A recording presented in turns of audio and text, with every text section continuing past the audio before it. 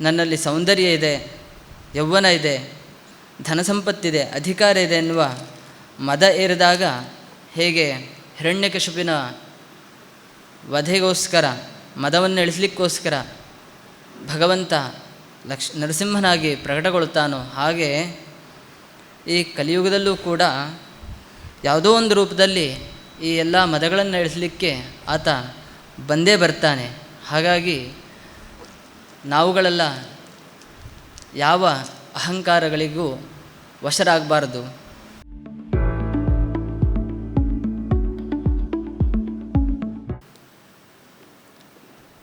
ಉಪಾಸ್ಮಹೇ ನೃಸಿಂಹಾಖ್ಯಂ ಬ್ರಹ್ಮವೇದಾಂತಗೋಚರಂ ಭೂಯೋ ಲಾಳಿತ ಸಂಸಾರಚ್ಛೇದಹೇತುಂ ಜಗದ್ಗುರುಂ ಶ್ರುತಿಸ್ಮೃತಿಪುರಾಣಾನಾಂ ಆಲಯಂ ಕರುಣಾಲಯಂ ನಮಾಮಿ ಭಗವತ್ಪಾದಶಂಕರಂ ಲೋಕಶಂಕರಂ.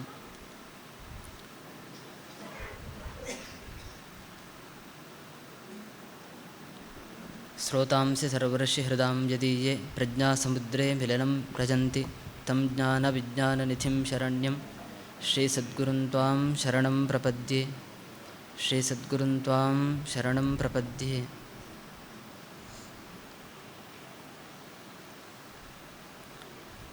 ಪೂಜ್ಯ ಶ್ರೀ ಸದ್ಗುರುಗಳಿಗೆ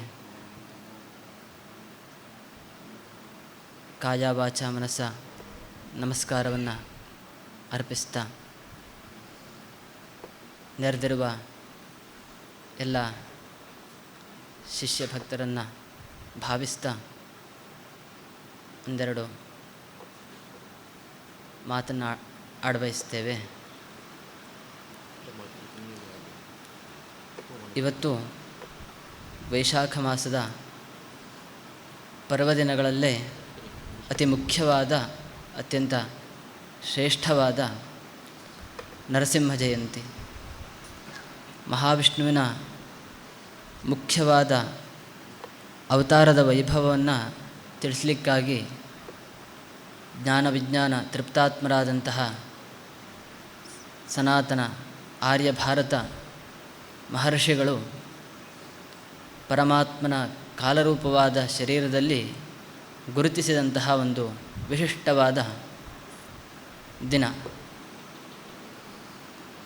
ಆ ಭಗವಂತನ ಸರ್ವ ವ್ಯಾಪಕತೆಯನ್ನು ಹಾಗೂ ಜ್ಞಾನ ಬಲ ಐಶ್ವರ್ಯ ಶಕ್ತಿ ವೀರ್ಯ ತೇಜಸ್ಸುಗಳನ್ನು ಹಾಗೂ ಭಕ್ತ ವಾತ್ಸಲ್ಯವನ್ನು ಸ್ಮೃತಿಗೆ ತರುವ ಒಂದು ಶುಭ ದಿನ, ಅತ್ಯಂತ ಮಂಗಳಕರವಾದಂತಹ ದಿನ ಇವತ್ತು. ವಿಶೇಷವಾಗಿ ಶ್ರೀ ಮಹಾವಿಷ್ಣುವಿನ ಉಪಾಸನೆಯನ್ನು ಮಾಡುವ, ಅದಲ್ಲದೆ ಲಕ್ಷ್ಮೀ ನರಸಿಂಹನನ್ನು ಮನೆ ದೇವರನ್ನಾಗಿ, ಇಷ್ಟದೇವರನ್ನಾಗಿ ಆರಾಧಿಸುವಂತಹ ಸ್ಥಳಗಳಲ್ಲಿ ಹಾಗೂ ಮಠಗಳಲ್ಲಿ, ಆಶ್ರಮಗಳಲ್ಲಿ, ದೇವಾಲಯಗಳಲ್ಲಿ ಅದ್ಭುತವಾದ ನಿಷ್ಠೆಯಿಂದ ಆಚರಿಸಲ್ಪಡುವಂತಹ ಒಂದು ವ್ರತ ಈ ದಿನ. ಶ್ರೀ ಮಹಾವಿಷ್ಣುವು ನರಸಿಂಹನ ಅವತಾರದಲ್ಲಿ ಇವತ್ತು ಆವಿರ್ಭವಿಸಿದಂತಹ ದಿನವನ್ನು ನಾವೆಲ್ಲ ನರಸಿಂಹ ಜಯಂತಿ ಎಂಬುದಾಗಿ ಕರೀತೇವೆ. ಇಲ್ಲಿ ಒಂದು ವಿಶೇಷ ಅಂತಂದರೆ, ಸ್ವರ್ಣವಲ್ಲಿ ಮಠದಲ್ಲಿ ಲಕ್ಷ್ಮೀ ನರಸಿಂಹ ಜಯಂತಿಯನ್ನು ಕೃಷಿ ಜಯಂತಿಯಾಗಿ ಆಚರಿಸೋದು.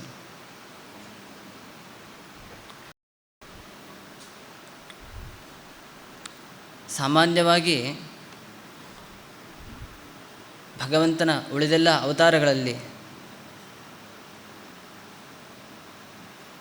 ರಾಮಾವತಾರ ಆಗಿರಬಹುದು, ಅಥವಾ ಕೃಷ್ಣಾವತಾರ ಆಗಿರಬಹುದು, ಪರಶುರಾಮಾವತಾರ ಆಗಿರಬಹುದು, ಅದಕ್ಕಿಂತ ಭಿನ್ನವಾಗಿದೆ ಈ ಅವತಾರ, ನರಸಿಂಹನ ಅವತಾರ. ಯಾಕೆಂದರೆ ಬೇರೆ ಅವತಾರಗಳಲ್ಲಿ ಅವತರಿಸಿ ಬಂದು ದುಷ್ಟರ ಶಿಕ್ಷಿಸಿ ಶಿಷ್ಟರನ್ನು ರಕ್ಷಿಸಿ ಇಲ್ಲಿಯೇ ಬಹಳ ಕಾಲ ಅನುಗ್ರಹ ಮಾಡ್ತಾ ಇರ್ತಾನೆ. ರಕ್ಷೋವಧಾಯೈವ ನ ಕೇವಲಂ ವಿಭೋ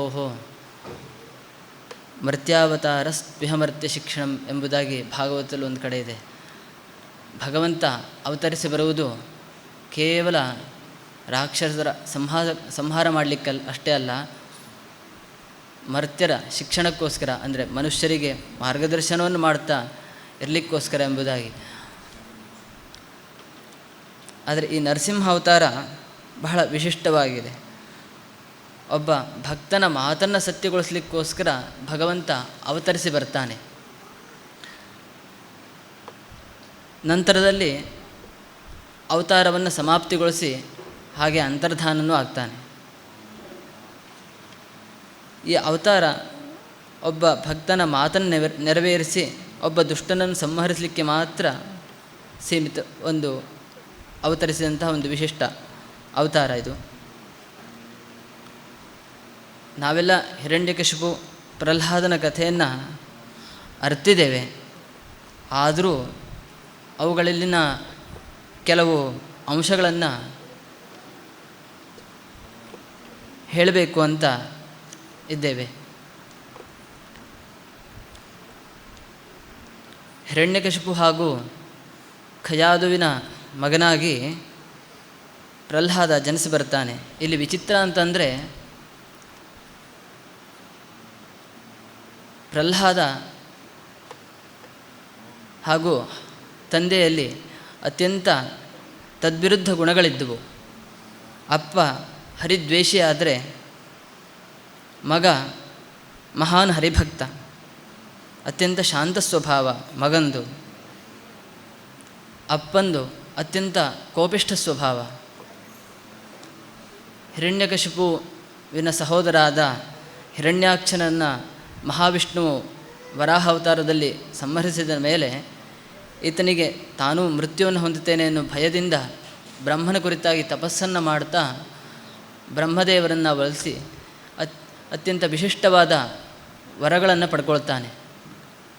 ಹಗಲಲ್ಲೂ ಸಾಯಬಾರದು, ರಾತ್ರಿಯಲ್ಲೂ ಸಾಯಬಾರದು, ಹಾಗೆ ಮನೆಯ ಒಳಗೂ ಸಾಯಬಾರದು, ಹೊರಗೂ ಸಾಯಬಾರದು, ದೇವತೆಗಳಿಂದಲೂ ಸಾಯಬಾರದು, ಹೀಗೆ ಅನೇಕ ರೀತಿಯ ವರಗಳನ್ನು ಆತ ಪಡೆದುಕೊಳ್ತಾನೆ. ಅದರಿಂದ ಆತ ಅತ್ಯಂತ ಅಹಂಕಾರದಿಂದ ಕೂಡಿ ಲೋಕಕಂಟಕನಾಗ್ತಾನೆ.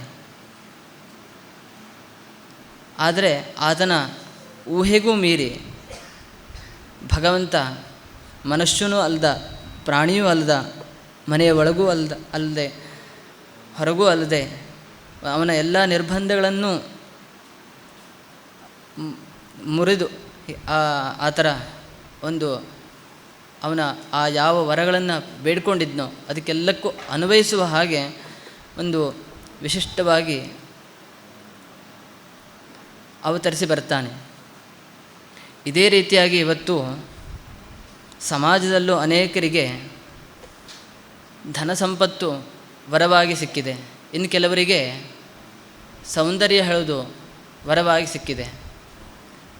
ಇನ್ನು ಕೆಲವರಿಗೆ ಅಧಿಕಾರ ವರವಾಗಿ ಸಿಕ್ಕಿದೆ.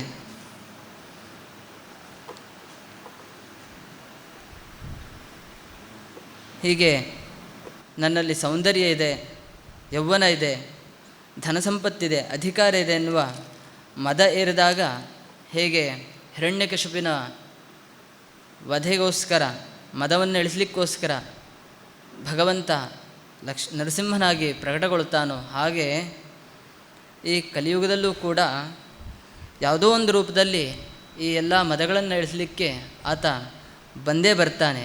ಹಾಗಾಗಿ ನಾವುಗಳೆಲ್ಲ ಯಾವ ಅಹಂಕಾರಗಳಿಗೂ ವಶರಾಗಬಾರದು. ಇನ್ನು ಪ್ರಹ್ಲಾದನಿಗೆ ಹರಿಸ್ಮರಣೆಯನ್ನು ಮಾಡಲೇಬಾರದು ಎಂಬುದಾಗಿ ಹಿರಣ್ಯಕಶಿಪು ಹಾಗೂ ಆತನ ಪಾಠಶಾಲೆ ಗುರುಕುಲದ ಆಚಾರ್ಯರು ಹಾಗೂ ಆತನ ಸಹಪಾಠಿಗಳು ಅತ್ಯಂತ ತೊಂದರೆಯನ್ನು ಉಂಟು ಮಾಡ್ತಾರೆ. ಆದರೂ ಕೂಡ ಆತ ನಾಮಸ್ಮರಣೆಯನ್ನು ಯಾವತ್ತೂ ಬಿಡುವುದಿಲ್ಲ. ಹೀಯಾಳಿಸ್ತಾರೆ ಆತನ ಮಿತ್ರರು. ಇದ್ಯಾವುದಕ್ಕೂ ಭಯಪಡದೆ ಹರಿಸ್ಮರಣೆಯನ್ನು ಅವಿರತವಾಗಿ ಮಾಡ್ತಾ ಇರ್ತಾನೆ. ಈ ಗುಣವನ್ನು ನಾವು ಇವತ್ತು ಅಳವಡಿಸ್ಕೊಳ್ಬೇಕಾಗಿದೆ. ಇಂದಿನ ದಿನದಲ್ಲೂ ಯಾರು ಪ್ರತಿನಿತ್ಯ ದೇವರ ಸ್ಮರಣೆಯನ್ನು, ದೇವರ ಆರಾಧನೆಯನ್ನು ಮಾಡ್ತಾ ಇರ್ತಾರೋ ಅವರಿಗೆ ಒಂದಲ್ಲ ಒಂದು ವಿಧದ ವಿಘ್ನಗಳು ಬರ್ತಾ ಇರ್ತದೆ. ಎಷ್ಟೋ ಸಲ ಲೌಕಿಕ ಕಾರ್ಯದ ಒತ್ತಡದಿಂದಾಗಿ ಮನೆಗೆ ಹೋಗಲಿಕ್ಕೆ ವಿಳಂಬವಾಗ್ತದೆ. ಕೆಲವು ಸಂದರ್ಭದಲ್ಲಿ ಮನೆಯ ಸದಸ್ಯರೇ ದೇವತೆ ಆರಾಧನೆಗೆ ಏನೋ ಒಂಥರ ಬೇಗ ಬೇಗ ಮುಗಿಸು ಹೇಳುವ ಒಂಥರ ವಿರೋಧವನ್ನು ಅಥವಾ ವಿಘ್ನವನ್ನು ಉಂಟು ಮಾಡಬಹುದು. ಅಥವಾ ಇವನಿಗೆ ತಾನು ಇಷ್ಟೊತ್ತು ದೀರ್ಘಕಾಲ ಪೂಜೆ ಎಲ್ಲ ಮಾಡಿದ್ರೆ ನನ್ನನ್ನು ಎಲ್ಲ ಲೇವಡಿ ಮಾಡ್ಕೊಳ್ಬಹುದೇನೋ ಅಂಥೇಳಿ ಸಂಕೋಚ ಆಗಿ ಆ ದೇವತಾ ಆರಾಧನೆಯನ್ನು ಕಡಿಮೆ ಮಾಡಬಹುದು, ಸಂಕೋಚಗೊಳಿಸಬಹುದು. ಇದೆಲ್ಲ ಒಂದು ರೀತಿಯ ವಿಘ್ನವೇ ಆಗಿದೆ. ಇದು ಭಗವದುಪಾಸನೆ ಹಾಗೂ ಭಕ್ತರ ನಡುವೆ ಈ ರೀತಿಯ ವಿಘ್ನಗಳು ಬರಬಾರ್ದು. ಈ ಎಲ್ಲ ವಿಘ್ನ ಸಂಕೋಲೆಗಳನ್ನು ನಾವುಗಳೆಲ್ಲ ಪ್ರಹ್ಲಾದನ ಹಾಗೆ ದಾಟಬೇಕಾಗಿದೆ. ಮುಂದೆ ಪ್ರಹ್ಲಾದನನ್ನು ನೀನು ಹರಿಸ್ಮರಣೆಯನ್ನು ಬಿಡಲಿಲ್ಲ ಅಂತಂದರೆ ಸಂಹರಿಸಿಬಿಡ್ತೇನೆ, ನಿನ್ನ ಕೊಲ್ತೇನೆ ಎಂಬುದಾಗಿ ಹಿರಣ್ಯಕಶಿಪು ಹೆದರಿಸ್ತಾನೆ. ಆಗಲೂ ಕೂಡ ಆತ ಹೆದರದೆ ನಾಮಸ್ಮರಣೆಯನ್ನು ಮಾಡ್ತಾನೆ ಇರ್ತಾನೆ. ಆಗಲೇ ಭಗವಂತನ ವಿಶಿಷ್ಟವಾದ ಅವತಾರವಾದದ್ದು.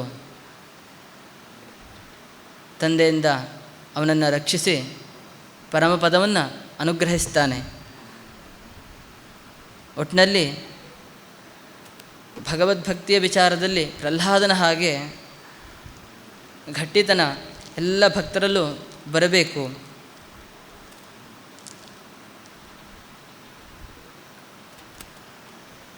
ಈಗಲೂ ಕೂಡ ನಾವುಗಳು ಈ ಥರದ ವಿಘ್ನಗಳನ್ನು ದಾಟ್ತಾ ಹೋದರೆ ಭಗವಂತ ಉಗ್ರ ನರಸಿಂಹನ ಹಾಗೆ ಬಂದು ನಮ್ಮ ಕಷ್ಟಗಳನ್ನು ತೀರಿಸಿ ನಮ್ಮ ಜೊತೆಯಲ್ಲಿ ಲಕ್ಷ್ಮೀ ನರಸಿಂಹನಾಗಿ, ಶಾಂತ ಲಕ್ಷ್ಮೀ ನರಸಿಂಹನಾಗಿ ನಮ್ಮ ಜೊತೆಯಲ್ಲೇ ಇರ್ತಾನೆ ಯಾವಾಗಲೂ. ಇದು ಎಲ್ಲ ಉಪಾಸಕರ ಹಾಗೂ ಭಕ್ತರ ನಂಬಿಕೆಯಾಗಿದೆ, ಅವರ ಅನುಭವವೂ ಆಗಿದೆ. ಹಾಗಾಗಿ ಎಲ್ಲ ಶಿಷ್ಯ ಭಕ್ತರು ಕೂಡ ಲಕ್ಷ್ಮೀ ನರಸಿಂಹನ ಆರಾಧನೆಯನ್ನು ವಿಶೇಷವಾಗಿ ಮಾಡಿ ಎಂದು ಹೇಳ್ತಾ ಆ ಭಗವಂತ ಎಲ್ಲರಿಗೂ ಆಯುರಾರೋಗ್ಯವನ್ನು ಅನುಗ್ರಹಿಸಲಿ ಎಂಬುದಾಗಿ ಭಗವಂತನಲ್ಲಿ ಪ್ರಾರ್ಥನೆಯನ್ನು ಮಾಡಿಕೊಳ್ತಾ ನಮ್ಮ ಎರಡು ಮಾತುಗಳನ್ನು ಪೂಜ್ಯ ಗುರುಗಳ ಪಾದಾರವಿಂದಕ್ಕೆ ಅರ್ಪಿಸಿ ಮುಕ್ತಾಯಗೊಳಿಸ್ತೇವೆ. ಲೋಕಾಃ ಸಮಸ್ತಾಃ ಸುಖಿನೋ ಭವಂತು. ನಾರಾಯಣ ನಾರಾಯಣ ನಾರಾಯಣ.